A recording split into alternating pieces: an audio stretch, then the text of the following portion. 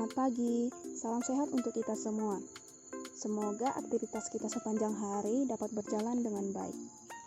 Bertemu lagi bersama saya, Desi Eviana Siregar, bersama dengan teman kelompok saya, Bentiarni Barasa. Video ini merupakan video pemenuhan tugas dari dosen kami, Ibu Ika Trisni Simangunsong. Untuk video kali ini, di sini kami akan membahas tentang apa itu yang pertama Google, yang kedua Internet Explorer, dan yang ketiga adalah Mozilla. Ketiga jenis yang sudah saya sebutkan ini merupakan jenis-jenis dari web browser atau website browser. Oke, kita masuk ke bagian yang pertama sekali, yakni Google. Sejarah singkatnya yaitu Google Inc. adalah perusahaan multinasional Amerika Serikat yang bergerak di bidang layanan dan iklan internet seperti mesin pencari, komputasi web, perangkat lunak, dan periklanan daring. Perusahaan ini didirikan oleh alumni Stanford University, yakni Larry Page dan Sergey Brin di USA pada tanggal 4 September tahun 1998. Ini ya teman-teman, logo daripada Google itu sendiri, dimana pasti kita sudah sangat biasa ya, karena bahkan kita sudah menggunakannya dalam kehidupan kita sehari-hari. Nah, ternyata dalam Google itu ada banyak macam-macam layanannya ya teman-teman, yakni yang pertama adalah Google Maps. Google Maps merupakan layanan dari Google berupa peta globe virtual. Lokasi-lokasi yang belum pernah kita ketahui dan bahkan belum pernah kita lihat sekalipun dapat ditemukan di layanan ini. Untuk mengakses Google Maps dapat kita lakukan melalui http://maps.google.com. Kemudian bagian yang kedua, Gmail. Gmail ini merupakan layanan email gratis dari Google yang dilengkapi dengan fitur-fitur seperti POP3, SMTP, video chat, call, dan SMS. Dapat diakses melalui link yang sudah tertera di layar ya teman-teman. Kemudian untuk bagian yang ketiga yakni Google Docs. Google Docs merupakan layanan dari Google untuk membuat, mengedit, berbagi dokumen Office seperti Word, Excel, PPT, form, dan lain-lain secara online. Hanya saja dalam penggunaan layanan ini, terlebih dahulu kita harus memiliki akun Google ya teman-teman. Kemudian bagian yang keempat, Google Chrome. Google Chrome ini adalah sebuah browser dari Google yang menawarkan kecepatan dalam aksesnya. Telah banyak dipakai orang karena memang penggunaannya yang ringan dan tidak banyak memakan memori. Berikutnya Google Groups. Google Groups ini merupakan layanan yang digunakan sebagai media forum untuk diskusi. Pengaksesannya dapat kita lihat di layar ya teman-teman. Kemudian hal yang perlu kita ingat bahwa kita sudah harus memiliki akun Google juga untuk terlebih dahulu. Bagian yang ke-6 adalah Google Translate. Google Translate ini ditujukan bagi yang kurang mengerti bahasa asing, yakni dengan layanan ini kita dapat menerjemahkan kalimat ke dalam bahasa lain di seluruh dunia. Bagian yang ke-7 yakni Google Calendar. Google Calendar ini memudahkan kita untuk mengatur jadwal maupun komunitas untuk suatu acara. Untuk pengaksesannya dapat kita lihat di layar ya.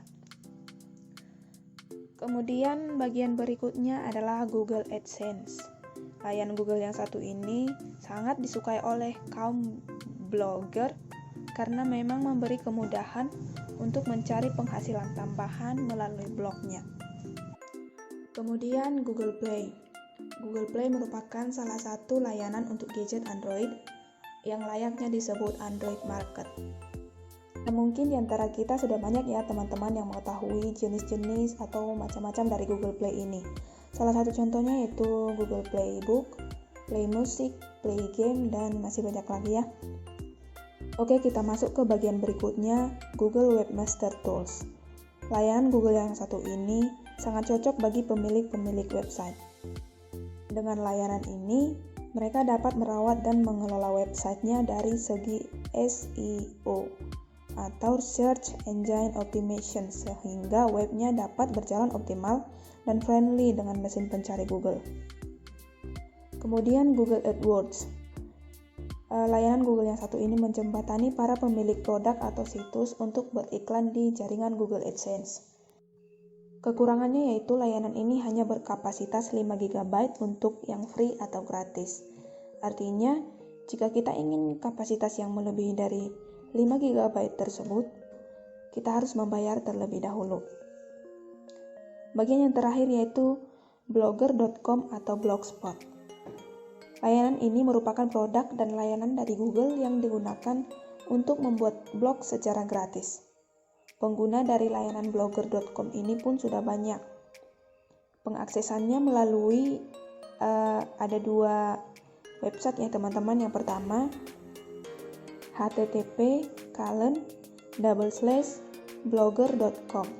Untuk yang kedua http://blogspot.com. Oke, selesai sudah kita membahas tentang macam-macam dari layanan Google. Sekarang kita masuk ke fungsi Google. Google selain sebagai mesin pencari, juga memiliki beberapa fungsi lain yang mungkin belum diketahui oleh banyak orang. Fungsi-fungsi itu adalah sebagai berikut. Fungsi yang pertama yaitu mengetahui waktu sekarang atau real time di sebuah tempat. Kedua, sebagai kalkulator. Yang ketiga, mengetahui waktu sunrise. Keempat, mengetahui situasi cuaca. Kelima, membandingkan zat gizi dalam makanan. Berikut konversi mata uang, memasang alarm, mengirim note ke ponsel, dan masih banyak lagi. Di balik kelebihan, pasti ada pula kekurangan ya teman-teman, sama halnya dengan Google. Google memiliki kelebihan, namun ada pula hal-hal yang menjadi kelemahannya. Kelebihannya yaitu yang pertama, merupakan search engine dengan kecepatan pencarian yang tinggi. Kemudian menyediakan beberapa opsi bentuk konten yang ingin dicari seperti pencarian semua, gambar, video, berita, peta, dan sebagainya. Berikut, Google memiliki UI atau user interface yang friendly sehingga orang awam pun akan mudah menggunakannya. Yang terakhir, Google dapat memberi rekomendasi keyword dan riwayat hasil pencarian sebelumnya.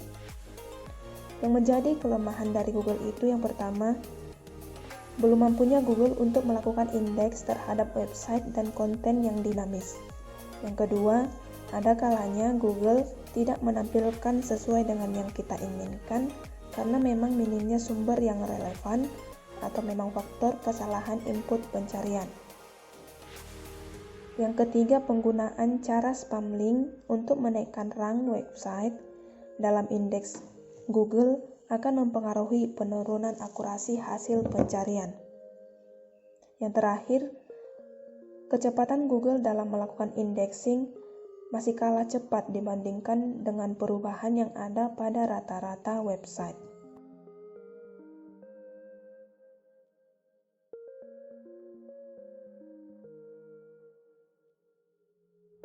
Oke, kita masuk ke pembahasan yang terakhir tentang Google, yaitu mengenal dan mengetahui cara kerjanya.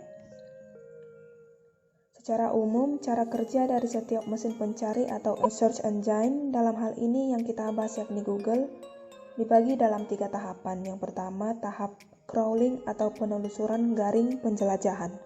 Pada tahap ini, search engine atau mesin pencari akan menjelajahi triliunan halaman ataupun dokumen pada World Wide Website, yang dimulai dari website yang terpercaya dan berkualitas tinggi. Kemudian dari website yang terpercaya tersebut, Google akan menemukan link-link menuju website yang lain. Dari website yang satu ke beberapa yang lain lagi, sehingga kita bisa lihat bentuknya ini seperti jaring laba-laba yang bercabang ke mana-mana. Kemudian tahap yang kedua yakni indexing atau pengindeksan. Dokumen yang telah ditelusuri akan dimasukkan ke dalam list database milik search engine. Dokumen-dokumen yang paling relevan akan dipilih dari database tersebut.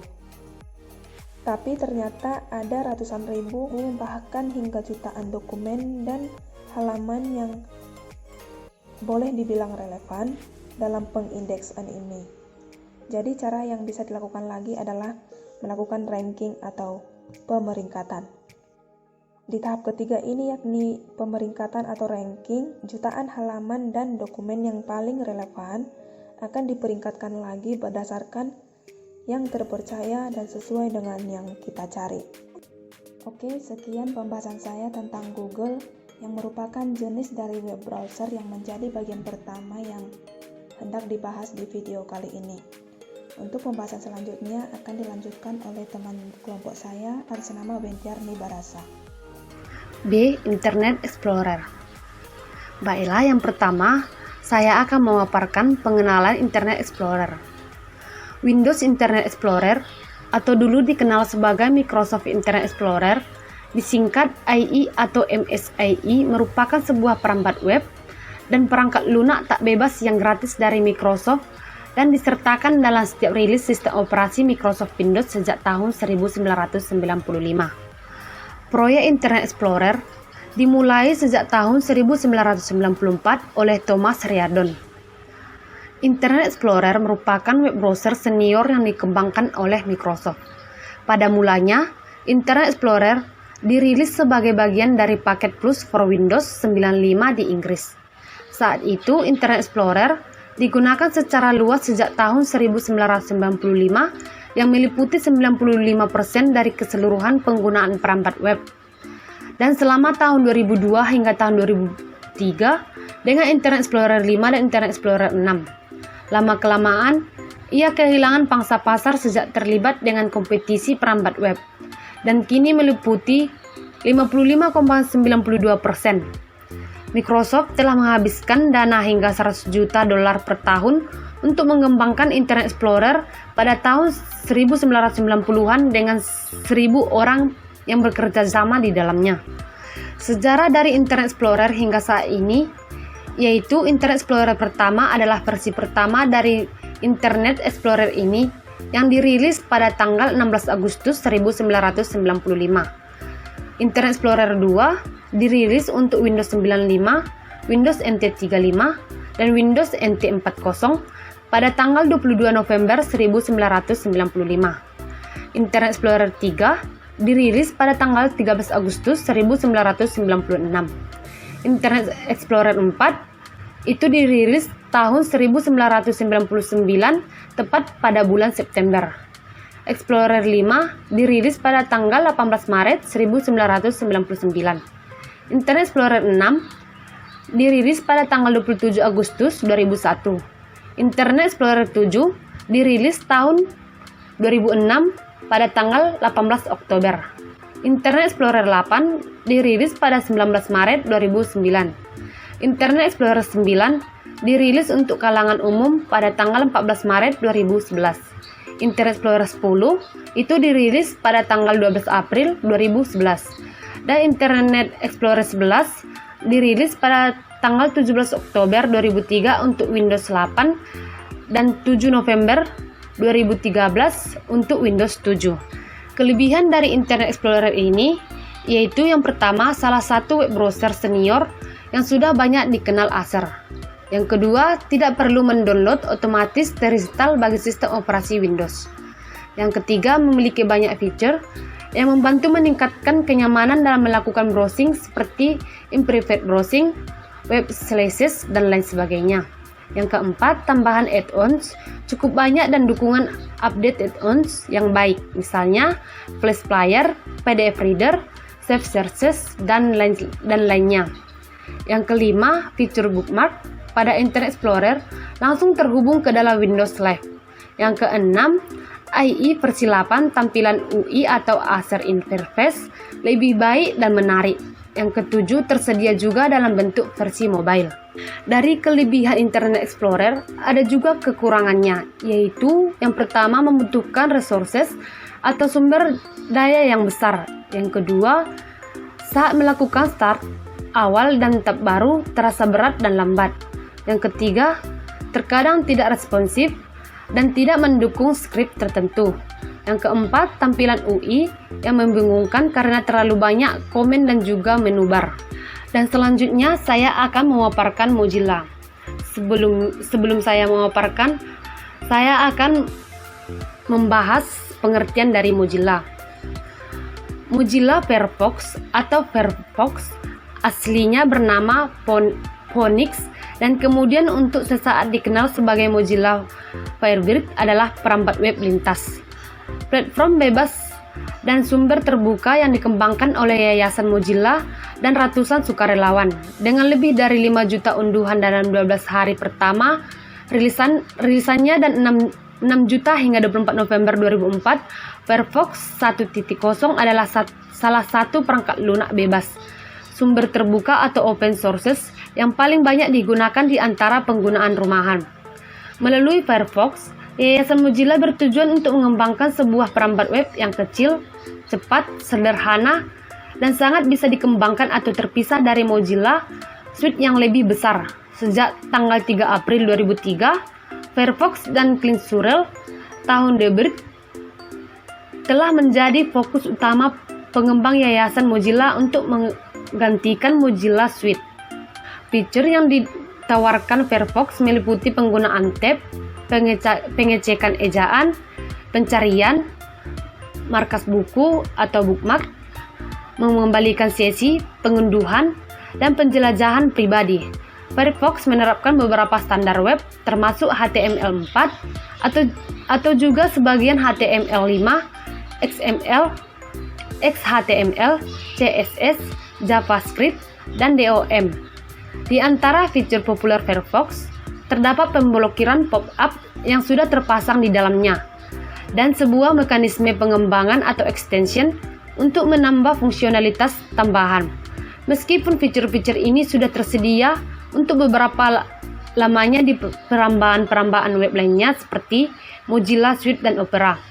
Firefox merupakan perambat web pertama yang mendapat penerimaan dalam skala sebesar ini. Penggunaan web browser Mozilla.